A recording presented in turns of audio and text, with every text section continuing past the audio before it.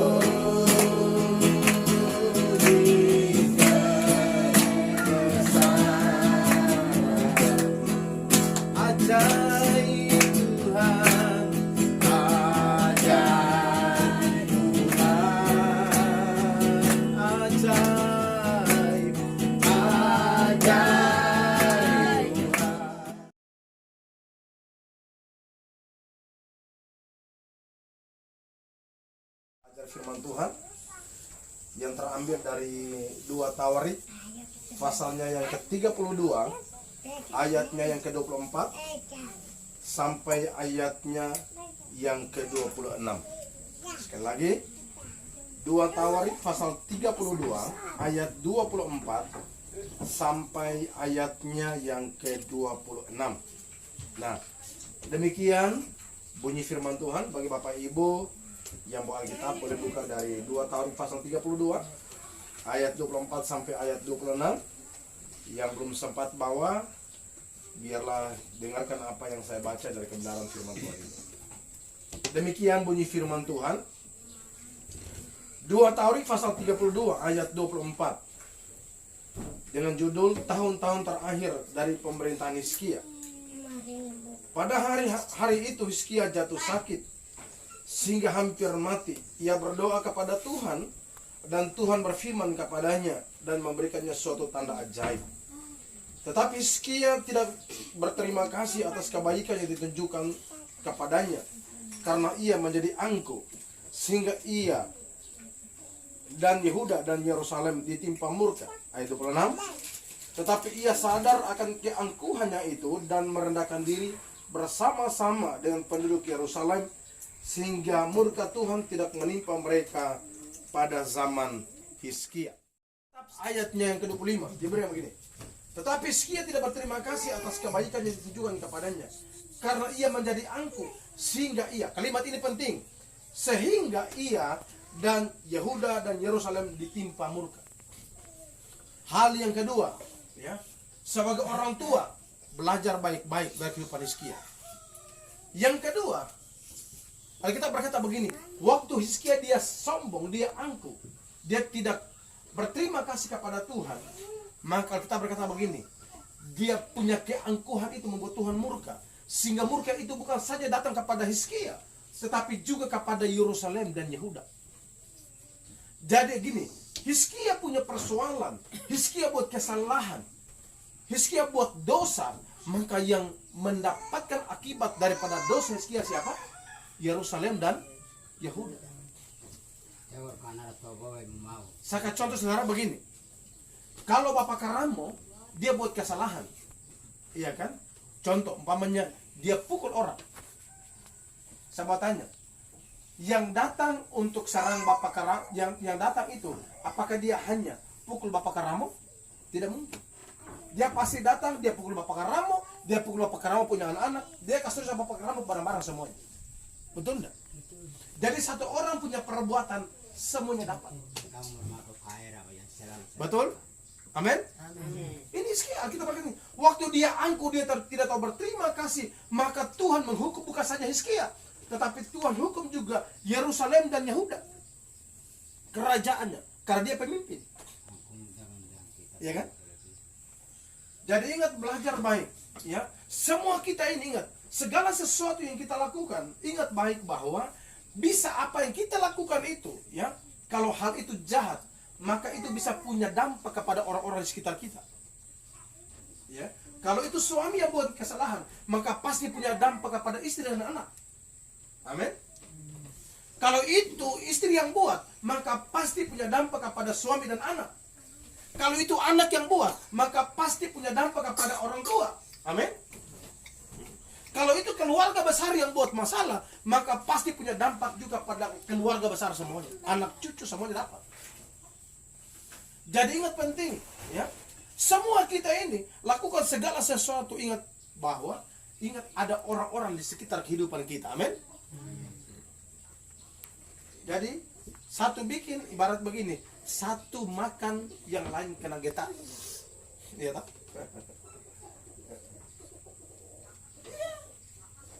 Ini kan Alkitab bilang kok. Sekali lagi saya baca, ini penting untuk kita. Tetapi Hizkia tidak berterima kasih atas kebaikan yang ditunjukkan kepadanya, karena ia menjadi angkuh sehingga ia dan Yehuda dan Yerusalem ditimpa murka.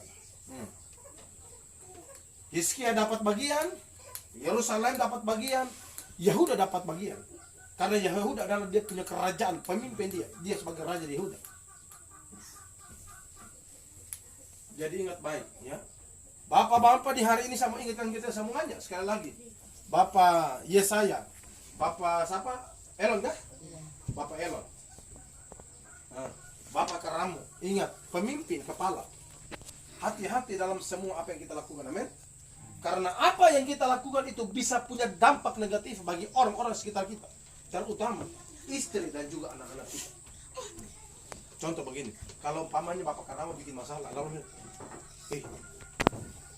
dia punya apa namanya? Atau umpamanya siapa namanya, Bapak Karamu punya anak siapa? Taruh saja apa tuh, si Jeffrey apa? Jerry ya? Jeffrey kah? Jeff. Siapa dia Jeff? Jeff bikin masalah. Orang tanya begini, dia bapak siapa kah? Orang tidak lihat pribadi kita, betul nggak? Orang tidak fokus kepada kita pribadi. Tahu dia bapak itu siapa? Nah, lalu dia bapak siapa? Tak sambung lagi. Ya biasa hari Minggu datang pimpin ibadah di situ siapa? Betul enggak? Akhirnya saya yang tidak tahu apa-apa, saya juga pun nama dibilang. Iya kan? Itu Bapak Pendeta setiap hari Minggu datang bicara firman itu bicara apa saja. Saya bisa didik orang-orang itu kan? Betul enggak? Jadi ini penting. Jadi gini, orang tua dapat, gereja juga dapat. Pak, gereja tidak tahu apa-apa, belajar, mengajar yang baik. Tapi kita punya pekerjaan, punya kelakuan, akhirnya gereja di bawah-bawah. Amin. Ini penting untuk kita semua hari ini. Saya ingatkan ini untuk kita semua. Hizkia buat kesalahan, Yehuda dapat, Yerusalem dapat. Itu berita buruknya. Sekarang kita lihat berita baik dari apa yang dilakukan oleh Hizkia.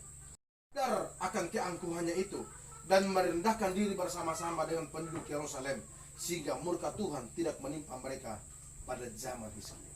Wow. Berita buruknya adalah bahwa Hizkia yang pertama dia tidak tahu berterima kasih karena dia sombong.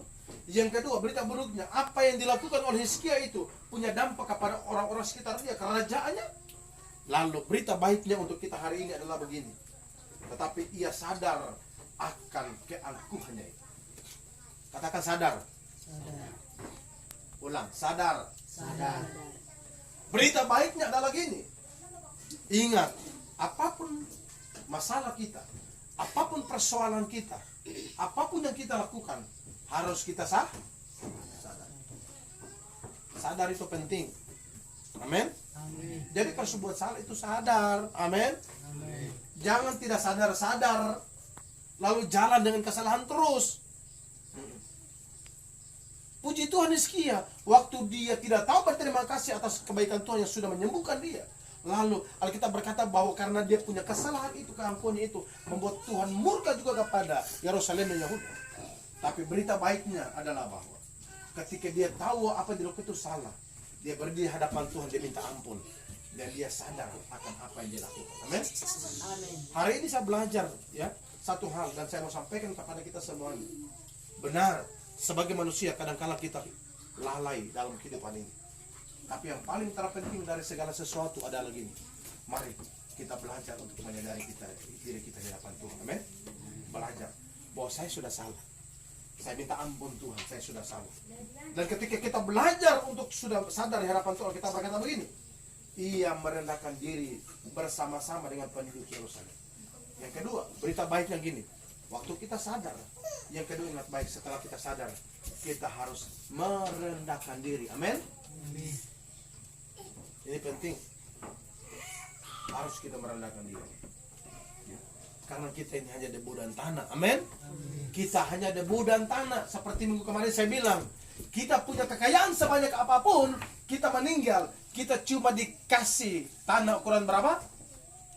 1 kali 2 meter. Amin. Punya tanah banyak-banyak di sini, Bapak, karena punya tanah paling besar. Tapi waktu meninggal tidak bawa 1 sejengkal pun tanah. Amin. Cuma disiapkan di kilo 10 masuk itu hanya sekitar 1 kali 2 meter. Untuk apa? Nginap di sana. Betul enggak? Jadi jangan sombong. Amin. Merendahkan diri itu jauh lebih penting. Jadi Bapak Ibu saudaraku yang Tuhan Yesus kasih, mari kita belajar dari apa yang dilakukan oleh Hizkia. Karena dia sadar diri, lalu karena dia merendahkan diri, Alkitab berkata begini, sehingga murka Tuhan tidak menimpa mereka pada zaman Hizkia. Amin.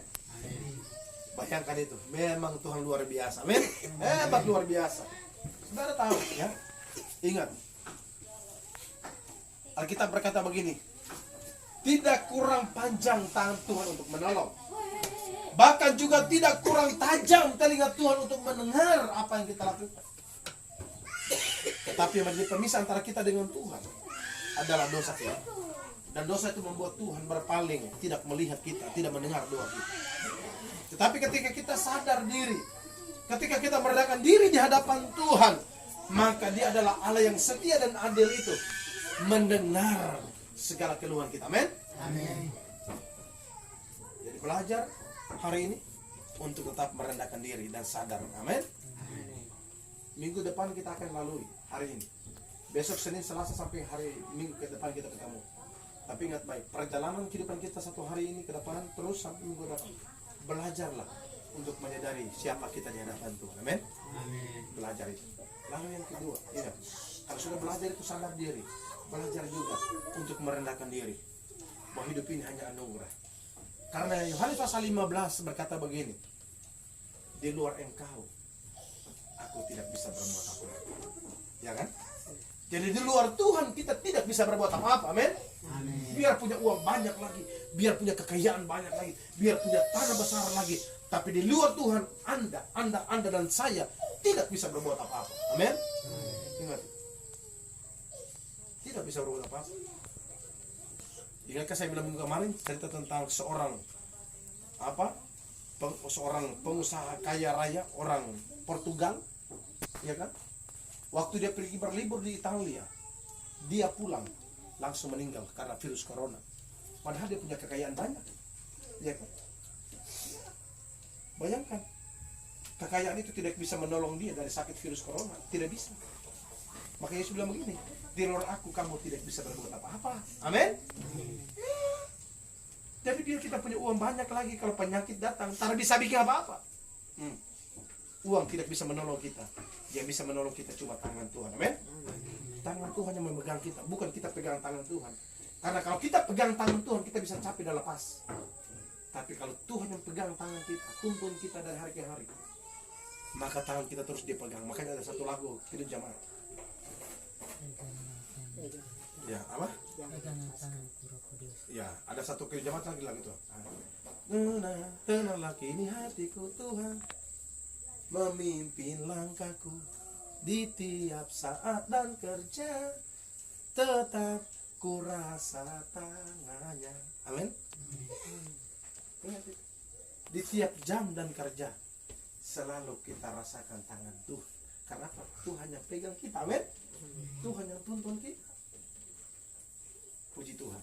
Mari Bapak Ibu Saudaraku, hari ini kita belajar hal sederhana. Berita buruk bagi kita adalah yang pertama. Ingat, ya. Jangan kita tidak tahu berterima kasih kepada Tuhan. Lalu yang berikut, ingat baik, berita buruk yang kedua, sebagai pemimpin, sebagai kepala rumah tangga, istri, suami, anak-anak, apa yang kita lakukan bisa punya dampak kepada orang sekitar kita. Amin. Lalu berita baiknya adalah gini, ketika kita sudah buat kesalahan, belajarlah untuk menyadari diri. Amin. Lalu yang kedua, belajar untuk merendahkan hidup kita di hadapan Tuhan. Biar Allah ditinggikan dalam kehidupan kita. Dan hidup ini kita bawa untuk menyenangkan Tuhan kita. Amin. Amin. Biarlah firman Tuhan memberkati kita sepanjang minggu ini. Dan saya percaya perjalanan kehidupan kita semakin hari semakin berkat oleh Tuhan. Mari kita, saudaraku, kita bangkit berdiri bersama-sama di hadapan Tuhan, hadirat Tuhan. Dan kita akan mengakhiri ibadah kita di hari ini. Untuk itu mari, dengan kerendahan hati, mari angkat tanganmu kepada Tuhan. Sebagai tanda kita berserah kepada Tuhan. Tanda kita percaya bahwa hanya Tuhan adalah pertolongan kehidupan kita. Angkatlah kedua tanganmu dan terimalah berkat daripada Tuhan. Anugerah damai sejahtera dari Allah Bapa di dalam Yesus Kristus Tuhan kami, oleh tuntunan dan penyertaan Roh Kudus, tinggal menyertai semua kami ya Tuhan. Kami percaya keluar masuk kami diberkati oleh Tuhan. Kami percaya apapun yang kami lakukan dengan tangan kami diberkati. Terima kasih Bapa. Kami berdoa memberkati setiap apa yang kami kerjakan sepanjang minggu ini. Lumbu-lumbu kami diberkati, adonan kami diberkati. Bahkan juga kami berdoa memberkati juga setiap kehidupan kami. Anak cucu kami, suami istri kami diberkati Tuhan. Terima kasih Bapa di surga. Berkat ini hamba-Mu lepaskan. Hamba nyatakan hanya di dalam nama Allah Bapa, hanya di dalam nama Allah Yesus Kristus Tuhan kami, dan hanya di dalam nama Allah Roh Kudus. Diberkatilah semua kami. Terpujilah Tuhan kami. Haleluya. Di dalam nama Yesus Kristus yang sudah diberkati Tuhan, sama-sama dengan saya mari kita katakan amin. Selamat hari Minggu dan selamat diberkati Tuhan.